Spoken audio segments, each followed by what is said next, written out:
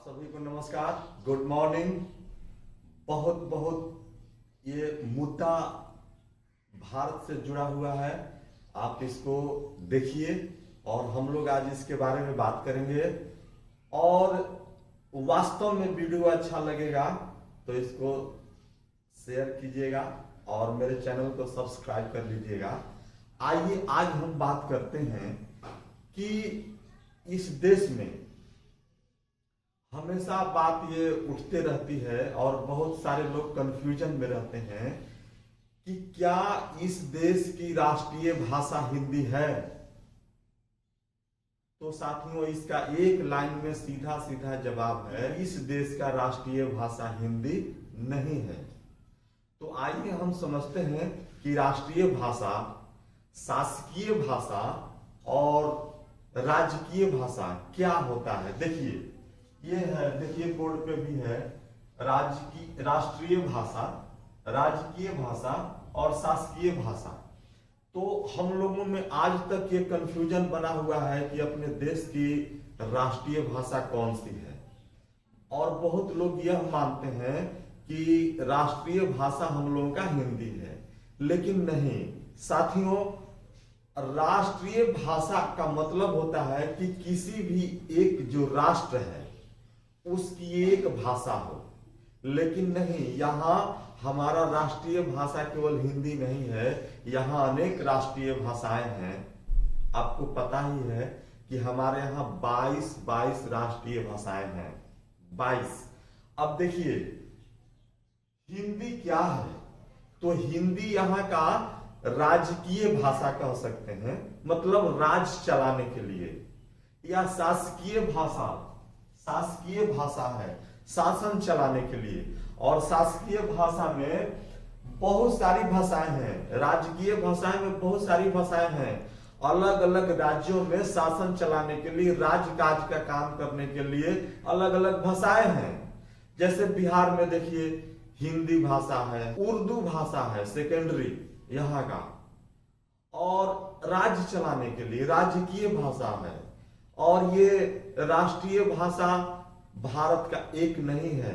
और जैसे ही राष्ट्रीय भाषा हिंदी होने के लिए इस देश में कहा जाता है तो बहुत सारे लोग न इसका विरोध करने लगते हैं। पूर्वोत्तर के लोग और दक्षिण भारत के लोग इस हिंदी को ना पसंद नहीं करते हैं। और देखिए जब तक एक राष्ट्र में एक भाषा नहीं होगी तब तक राष्ट्र का विकास संभव नहीं होगा। मैं आपको एक संविधान में लिखी हुई बात बता दे रहा हूं कि आपको ये जो हिंदी है यहाँ की शासकीय भाषा है शासन करने के लिए। और जानते हैं क्या आपका न्यायालय का भाषा, कोर्ट का भाषा, सुप्रीम कोर्ट, उच्चतम न्यायालय, क्या भाषा हिंदी है? क्या आपके डॉक्टरी पढ़ने वालों की भाषा हिंदी है? क्या आप रिसर्च जो वैज्ञानिक साइंटिस्ट बनते हैं उनकी भाषा हिंदी है? क्या आप जो खोज करते हैं उसकी भाषा हिंदी है? क्या पूरे देश में हिंदी बोली जाती है? तो नहीं। यहाँ कोर्ट और कचहरी की भाषा, यहाँ के राज्यों की जो सिविल सर्विसेज की परीक्षाएं की भाषा जो है वो भी हिंदी नहीं। साथियों हिंदी एक भाषा है, सोचिएगा। तो अगर मान लीजिए कि कोर्ट का भाषा उच्चतम न्यायालय हो या सर्वोच्च न्यायालय हो, इन सब की भाषा, हमारे रिसर्च की भाषा, पढ़ने लिखने की भाषा, डॉक्टरी लाइन की भाषा, इंजीनियरिंग की भाषा, जब तक एक भाषा नहीं होगी तो देश एक नहीं हो पाएगा और देश विकसित नहीं हो पाएगा और राष्ट्रीय भाषा एक नहीं हो पाएगी। और नहीं हो पाएगा ऐसा क्योंकि हम लोग अलग अलग बिखरे हुए रहेंगे।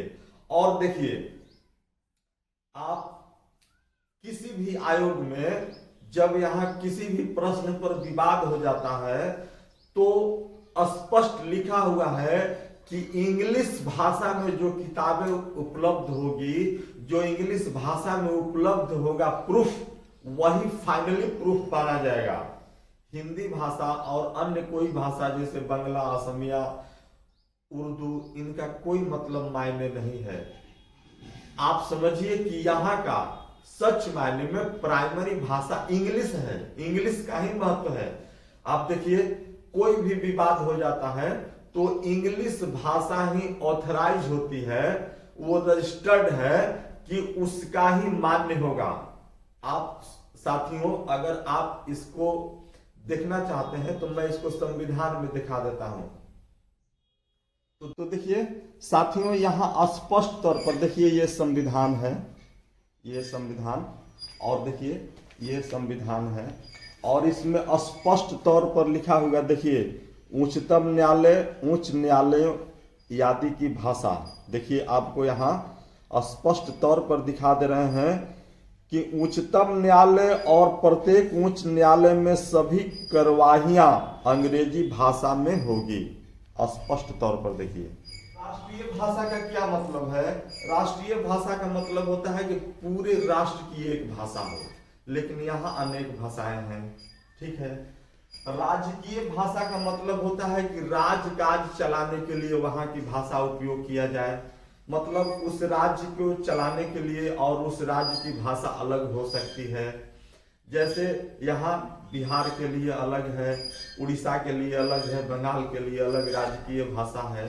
और देखिए, और ये शासकीय भाषा का मतलब है कि शासन करने के लिए, तो शासन करने के लिए हमारे यहाँ अंग्रेजी और हिंदी भाषाएं हैं।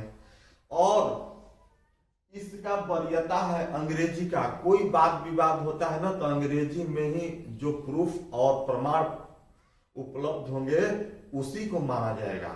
यहाँ तक कि जो भी आयोग है जो परीक्षाएं लेते हैं सिविल सर्विसेज की, या बिहार स्टेट की जितने भी कमीशन है, आयोग हैं, उन सब में किसी प्रश्नों पर विवाद हो जाता है तो उन सब की विवाद का निवारण, समस्याओं का हल इंग्लिश भाषा में उपलब्ध प्रमाणों के आधार पर ही होती है। जो इंग्लिश भाषा में किताबें कहती हैं, प्रमाण उपलब्ध रहता है।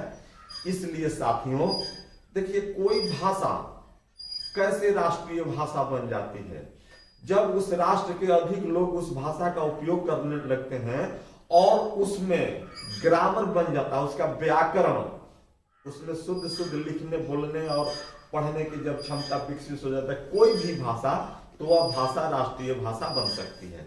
तो इस तरह से हमारे यहाँ बहुत सारी राष्ट्रीय भाषाएं हैं। और यह भारत के लिए समझिए कि एक खेद का विषय है कि भारत में एक भाषा नहीं है, ठीक उसी तरह एक जाति नहीं है, एक धर्म नहीं है। तो यह जो है, अब आप सोचिए कि एक राष्ट्र को विकसित होने के लिए एक भाषा अनिवार्य है, एक जरूरी है, एक जाति जरूरी है। साथियों जैसे ही आप किसी राष्ट्र की परिकल्पना करते हैं, जब राष्ट्र, तो वहां का भाषा भी एक होना चाहिए और वहां की जाति भी एक होना चाहिए। तो बहुत लोग यह विवाद या कंफ्यूजन में रहते हैं कि हमारे देश की राष्ट्रीय भाषा हिंदी है। नहीं साथियों, हमारे देश की राष्ट्रीय भाषाएं अनेक हैं। हिंदी केवल शासकीय भाषा है, राजकीय भाषा है, मतलब शासन और राज्य चलाने के लिए भाषा है, लेकिन इंग्लिश का डोमिनेंट है, इंग्लिश ही सर्वोपरि है, इंग्लिश भाषा ही हमारे यहाँ मान्य है।